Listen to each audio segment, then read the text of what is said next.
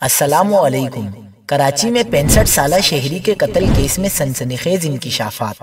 شوہر کو قتل کر کے لاش کے ٹکڑے کرنے والی خاتون نے اعتراف جرم کر لیا۔ کیا آپ حالات حاضرہ سے آگاہی حاصل کرنا چاہتے ہیں؟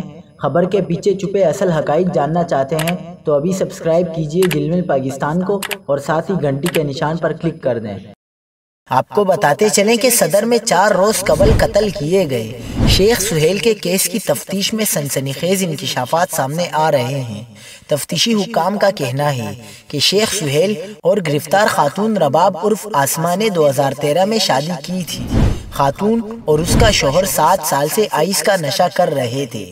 نشے میں میاں بیوی ایک دوسرے سے لڑتے اور 2 ماہ تک ناراض بھی رہتے تھے۔ جس رات قتل ہوا دونوں مل کر آئس کا نشہ کر رہے تھے۔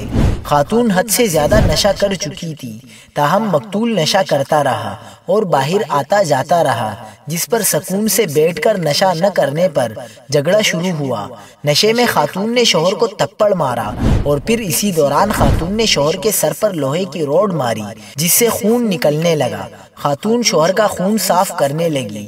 اس دوران پھر جھگڑا ہو گیا اور خاتون پھر شوہر کو مارتی چلی گئی۔ خاتون نے پھر لاش کے ٹکڑے کرنا شروع کر دیے۔